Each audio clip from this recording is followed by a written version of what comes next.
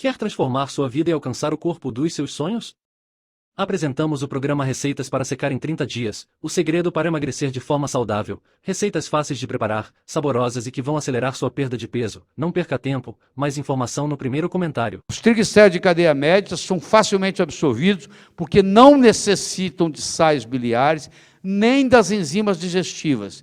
Uma vez no fígado, na sua transformação em energia, não se faz necessária a presença de insulina. Não precisa de insulina, não precisa de enzima, não precisa de sal biliar. Que maravilha, quem sofre de estômago, fígado, pode ingerir coco à vontade, sem nenhum problema.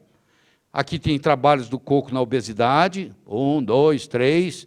Aqui tem o trabalho do coco modificando o lipidograma, o famoso estudo do Pucapula e o Tokelau, as ilhas de Pucapula e Tokelau. O Dr. Pryor fez estudo mostrando o que acontece com os indivíduos que moram nessas ilhas e faz uso do coco, como é que o lipidograma deles é saudável.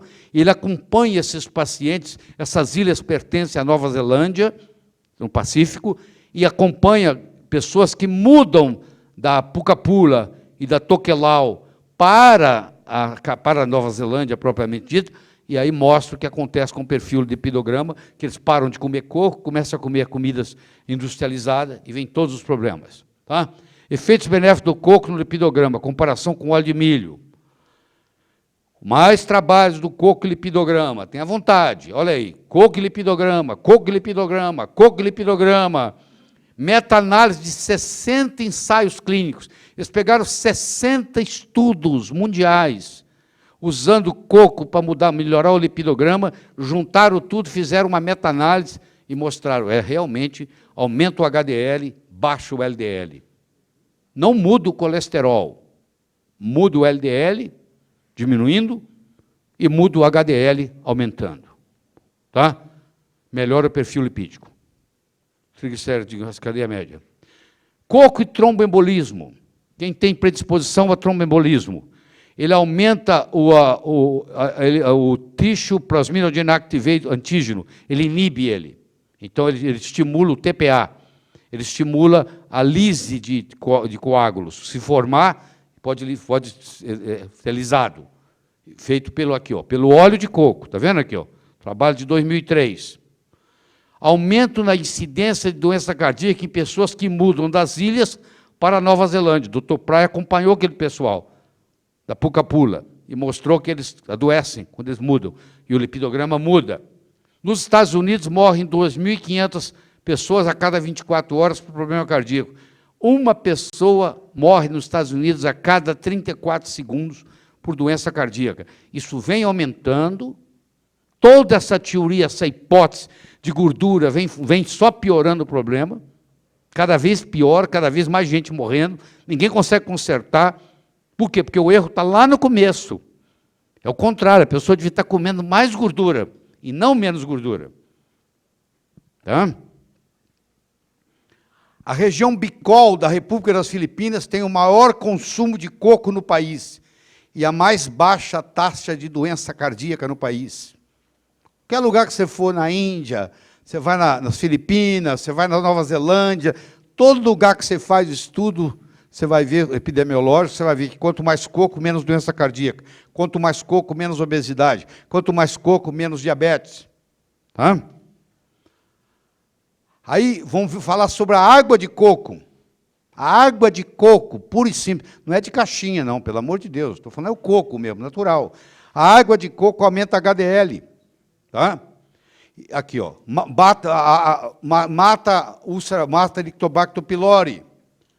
Usado intravenosa, porque ela tem uma ação isotônica, semelhante ao soro fisiológico. Então, o coco pode ser usado como alimento, o coco pode ser usado como antibiótico, o coco pode ser usado como estimulante imunológico, o coco pode ser usado como anti-inflamatório, porque ele aumenta a interleucina 1, ele aumenta a interleucina 6, ele aumenta a interleucina 9, diminui e aumenta a interleucina 10. A interleucina 1, 6 e 9 são inflamatórias, ele diminui elas. Então, ele é anti-inflamatório. A interleucina 10 é anti-inflamatória, ele aumenta ela. Então, todos os parâmetros medidos mostram que ele é um potente anti-inflamatório. O organismo humano metaboliza os ácidos graxos de forma diferente, dependendo da cadeia ser de curta, média ou longa. O óleo de coco contribui na absorção de vitaminas B, A, D, E, K, beta-caroteno, aminoácido, cálcio e, principalmente, magnésio. Você sabe que existe uma epidemia de deficiência de magnésio no mundo, né? Para fazer a análise de nós aqui, a maioria está deficiente de magnésio. A termogênese, a obesidade, os estudos continuam. Aqui, uso de monolaurina em HIV. Ilhas onde predomina o coco não tem AIDS. O máximo que chega é HIV. Ele é HIV, mas não evolui para AIDS. Não evolui para AIDS. Em doenças cardíacas isquêmicas. Fibra, coco e saúde. O Dr. Burkert, na África do Sul, fez um estudo muito grande sobre fibra, a importância de fibra em doenças gastrointestinais, em doenças cardíacas. E o coco, por causa disso, ele trata o colo irritável, ele trata a colite ulcerativa, ele trata a doença de Crohn. Olha a quantidade de coisa boa que acontece. Ele é usado na fibrose cística, que tem poucas opções. Ele diminui a gordura fecal da fibrose cística, ele faz o paciente em fibrose cística que não consegue engordar com nada, engorda com coco, já mostrei trabalhos para vocês. Existe uma coisa chamada bucoterapia, é você usar a água de coco para litíase renal. É um tratamento que é feito onde eles injetam na uretra, não deve ser muito confortável, eles injetam água de coco na uretra para tratar um paciente com crise de litíase renal. Países onde não tem tecnologias para destruir as pedras, eles fazem isso, chama bucólise, que é a bucoterapia, com sucesso. E aqui a água de coco e glaucoma, diminui a pressão intraocular. Tem estudos publicados, estudo de oftalmologia, Jornal de Oftalmologia, mostrando que a água de coco diminui glaucoma. O óleo de coco é um modulador do peso. Pessoas obesas tendem a emagrecer e pessoas muito magras tendem a ganhar peso, como na fibrose cística. Então, está na hora de trocar de óleo, pô. Chegou a hora. Você tem que, eu acho que depois dessa conversa toda, você vai ter que começar a cozinhar com óleo de coco. Você vai mudar tudo. Você viu a doutora Lisete falando aqui, quando muda, o que acontece? A ausência do desenvolvimento de diabetes em indivíduos com alta ingesta diária de coco. Olha lá, trabalhos e mais trabalhos e mais trabalhos.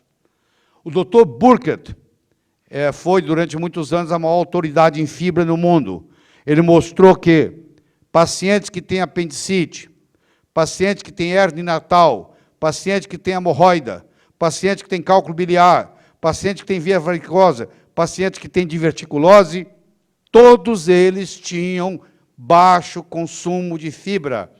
Na era paleolítica, o ser humano ingeria uma média de 300 gramas de fibra por dia. Hoje, a maioria não ingere 15. Ou seja, existe uma deficiência de fibra. Pra você ter uma ideia, nos Estados Unidos, 1 em cada 4 adultos tem hérnia hiatal. Dá-lhe omeprazol. Na África, em Quênia, na África, 1 em cada 1.000 adultos tem hérnia hiatal.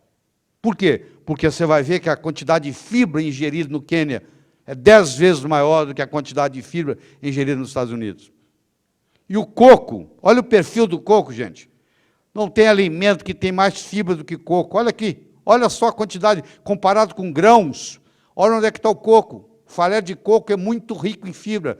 É uma das coisas mais ricas que você pode ter em fibra, é o farelo de coco.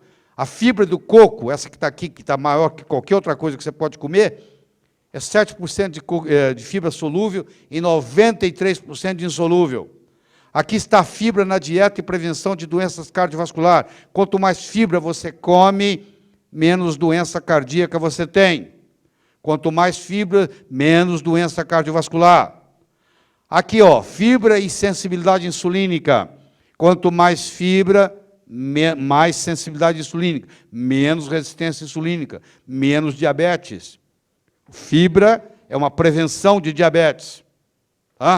Fibra melhora a sensibilidade insulínica. E o coco é rico em fibra. Coco aumenta a absorção de minerais. E não possui ácido fítico. O que é o ácido fítico? Por exemplo, a soja tem ácido fítico.